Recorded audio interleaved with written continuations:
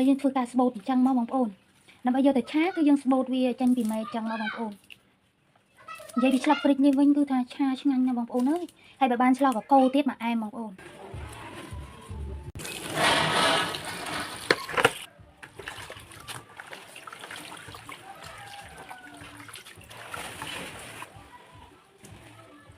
ពេលនេះសាច់មាន់ក៏កាប់រួចរាល់ស្លឹកព្រិចរបស់យើងក៏ស្បូតរួចរាល់ដែរឥឡូវនេះទៅមើលខ្ញុំស្លទាំងអស់គ្នាបងប្អូន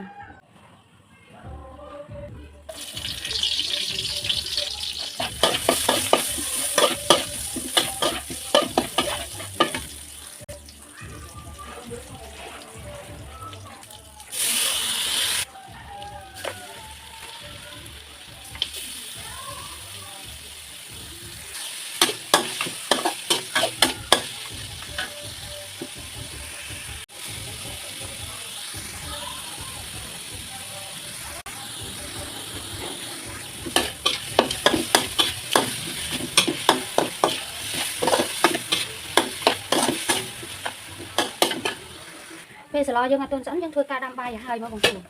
យើងចំណេញពេលវេលាដែរបងប្អូន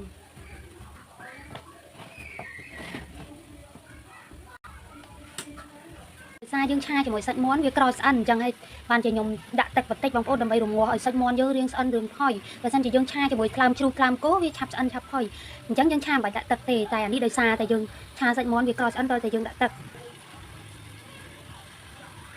ពេលសាច់មាន់រាងស្អិនរាងដាច់ទឹកយើងធ្វើការចាក់ស្លឹកព្រិចយើងចូលមក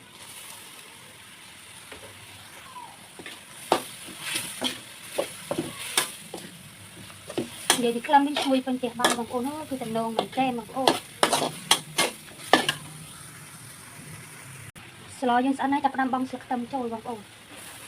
ពេលនេះឆាស្លឹកព្រិចជាមួយសាច់មាន់ខ្ញុំគឺស្អិនហើយបងប្អូនគឺតំណងមែនទែនស្លឹកព្រិចយើងដាក់តាមមកពុះបានហើយវាឆាប់ស្អិនទេកុំឲ្យវាលួចពេក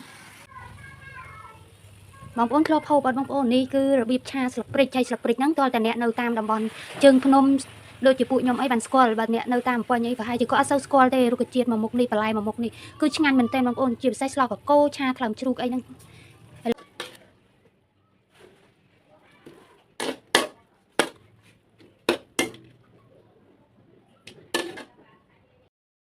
ឆាស្លឹកព្រិចជាមួយសាច់មាន់មួយខ្ញុំបងប្អូន